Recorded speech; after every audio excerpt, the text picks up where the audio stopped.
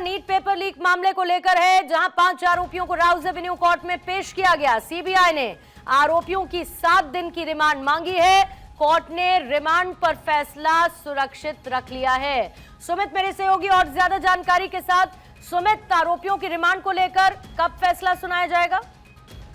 देखिए, अब से कुछ ही देर बाद जो है कोर्ट अपना आदेश सुनाएगा कि आखिरकार 7 दिनों की जो रिमांड सीबीआई ने मांगी है उसमें कितने दिनों की जो रिमांड है वो कोर्ट देगा। अब से कुछ ही देर में आदेश दिल्ली की राउज एवेन्यू कोर्ट जो है वो सुनाएगा। आज जब पेश किया गया सभी आरोपियों को कोर्ट में, तो सीबीआई की ओर से बताया गया कि ये एक गंभीर साजिश का पूरा मामला है और उसे पता लगाना है कि इसमें कौन कौन कर्मचारी जो हैं शामिल हैं और उन तमाम आरोपियों का जो है इंट्रोगेशन जो है वो बाकी अगर इस मामले में कर्मचारी शामिल हैं तो उनसे आमना सामना कराना है। लिहाजा 7 दिनों की रिमांड की जो है वो जरूरत है, ये सीबीआई ने कोर्ट को बताया।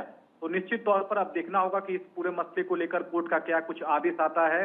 हालांकि कोर्ट ने इस पूरे मामले में एफआईआर की जो कॉपी है वो आरोपियों को सौंपने को कहा है और ग्राउंड यानी कि अरेस्ट का क्या आधार है ये भी बताने को कहा है सीबीआई को। हालांकि आरोपियों के वकील ने तमाम दलीलों का खंडन किया और आरोपियों की ओर से ये भी कहा गया कि जो गिरफ्तारी है वो अवैध है और गिरफ्तारी का आधार नहीं बताया गया है, जिस पर कोर्ट ने आदेश दिया है कि सभी जो आरोपी हैं, 5 आरोपी, उनको एफआईआर की कॉपी दी जाए और ग्राउंड ऑफ जो अरेस्ट है वो भी इन्हें मुहैया कराई जाए।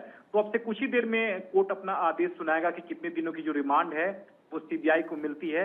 ये तस्वीर अब से कुछ ही देर में साफ हो जाएगी। तो जो कोर्ट की तरफ से डिमांड की गई है एफआईआर की कॉपी से लेके बाकी डॉक्यूमेंट्स भी, क्या फैसले से पहले वो कोर्ट में सुमित सबमिट किए जाएंगे और उसी पर आधारित क्या रिमांड के दिन तय होंगे?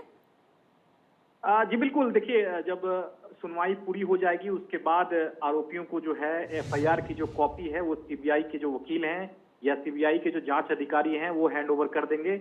यह एक तरह की कानूनी प्रक्रिया होती है कि जब भी कोई आरोपी अरेस्ट होता है तो एफआईआर की कॉपी उसे दी जाती है ताकि उस आधार पर वो अपना केस बना सके, अपना पक्ष रख सके। क्योंकि अभी फिलहाल गिरफ्तारी हुई है, रिमांड की मांग है, तो एफआईआर के आधार पर जो है आरोपी अपना ग्राउंड तैयार करेंगे, बचाव पक्ष जो है वो अपना दलीलें जो है वो तैयार करेगा, खासकर जमानत के लिए।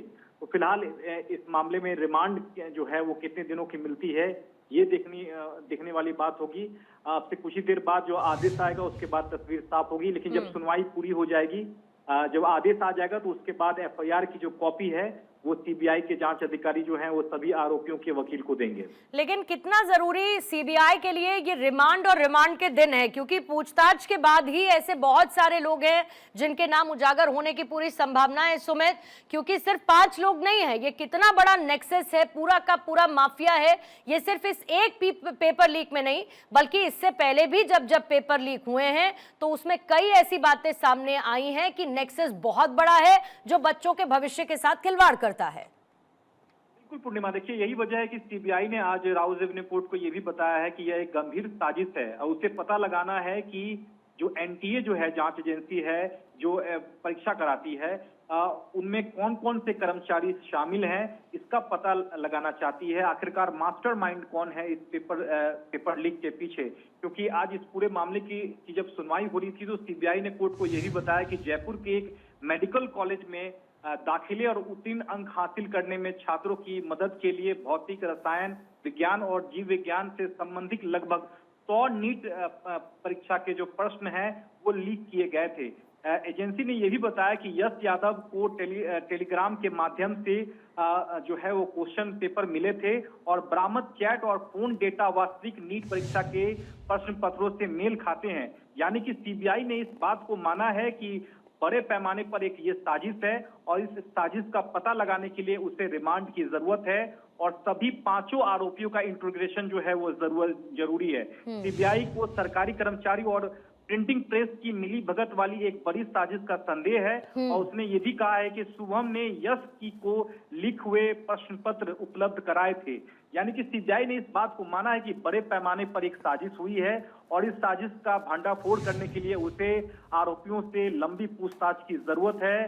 कई लोगों से इंट्रोगेशन भी आने वाले दिनों में कराया जा सकता है, लेकिन सबसे अहम बात सीबीआई के वकील ने कोर्ट को ये बताया है कि सरकारी कर्मचारी की इसमें भूमिका जो है वो हो सकती है और इसी का पता लगाना है कि एनटीए जो इस पूरे परीक्षा को ऑर्गेनाइज कराती है, क्या उनके कर्मचारी की इसमें संलिप्तता है या नहीं, उसका पर्दाफाश हमें करना है। यही वजह है कि 7 दिनों की जो रिमांड की मांग की गई है और कोर्ट अब से कुछ ही देर में 4:30 बजे का वक्त जो है वो दिया गया था कि आदेश सुनाएगा, लेकिन 15 मिनट का समय अधिक हो चुका है पूर्णिमा, तो अब से किसी भी वक्त जो है वो रिमांड पर कोर्ट अपना आदेश सुनाएगा। बिल्कुल, जैसे ही रिमांड पर कोर्ट की तरफ से फैसला आता है सुमित, आपके पास मैं फौरन लौटूंगी। फिलहाल के लिए आपका शुक्रिया, और कोर्ट ने रिमांड पर फैसला सुरक्षित रख लिया है। आपसे थोड़ी देर में किसी भी समय कोर्ट की तरफ से रिमांड को लेकर फैसला सुनाया जाना है।